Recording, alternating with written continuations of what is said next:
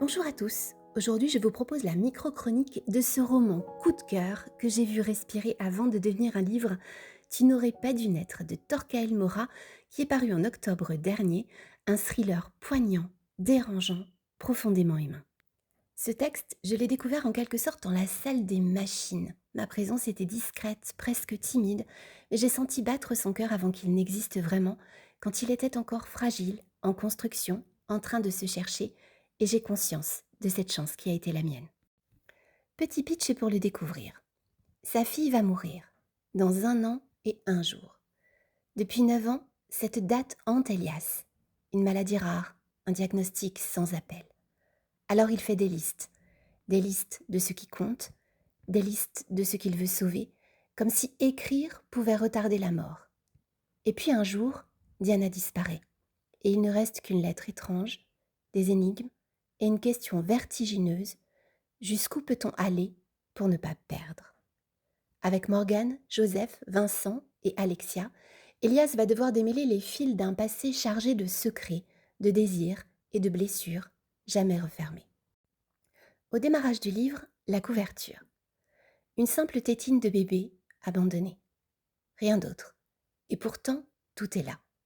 Elle évoque la perte, l'enfance brisée, l'irréparable. Elle porte déjà la souffrance du parent et laisse deviner l'horreur tapie dans ses pages. Et le titre. Tu n'aurais pas dû naître. Une phrase qui claque comme une injonction. Un jugement. Un châtiment. L'utilisation du tu interpelle directement le lecteur comme s'il était lui aussi pris dans cette folie. Le style de Torquael Mora.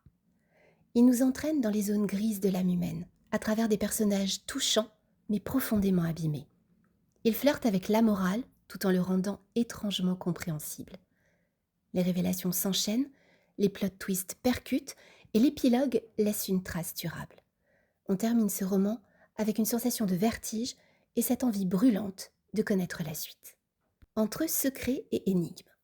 Torquael Mora construit son roman comme une série d'énigmes dans l'énigme. Chaque révélation en cache une autre. Chaque réponse ouvre une nouvelle question. On avance dans une spirale où le lecteur doute, soupçonne, anticipe, puis se trompe. L'histoire est racontée à 2 voix, alternant les chapitres entre Elias et Morgane.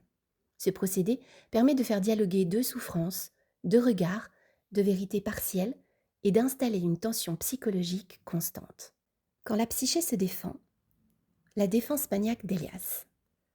Face à la mort annoncée de sa fille, Elias met en place ce qu'on appelle une défense maniaque. Il s'agite, il liste, il agit, il veut tout contrôler. Ce n'est pas de la force, c'est une fuite.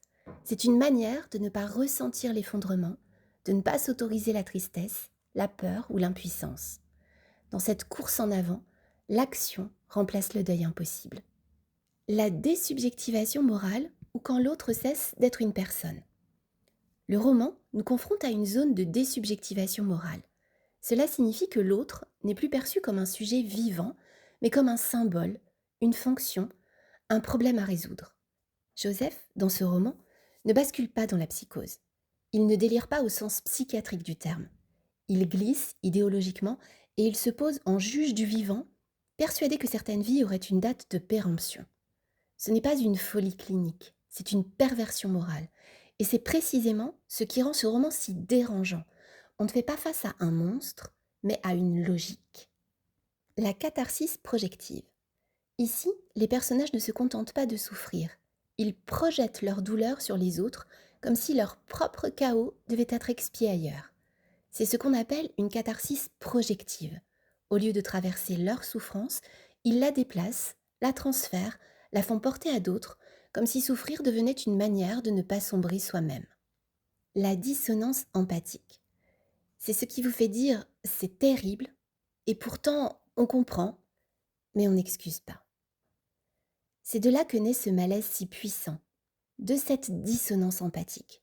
On est touché par ces personnages tout en étant horrifié par leurs actes. 2 émotions contraires vont alors coexister en nous. On ressent et en même temps on rejette ce qu'on est en train de lire. C'est cette tension intérieure qui fait la force du roman. On est dérangé, traversé, marqué. Alors en bref, Tu n'aurais pas dû naître est un thriller addictif, sombre, poignant, qui nous plonge dans la folie humaine, la peur de perdre et le besoin désespéré de sauver ce qui compte. C'est une lecture qui bouscule, c'est une histoire qui laisse une empreinte. Ma note pour ce roman, c'est un 5 sur 5. Vous l'avez compris, ce roman est un vrai coup de cœur pour moi. Il apporte tout ce que j'aime, une intrigue novatrice, originale, des personnages très creusés sur le plan psychologique. C'est très bien monté, c'est très bien fait et la fin nous laisse sur notre faim, ce qui est plutôt intéressant puisqu'il y aura un tome 2. À très vite pour une prochaine micro-chronique. Et d'ici là, prenez soin de vos lectures, car certaines savent vous regarder dans les yeux.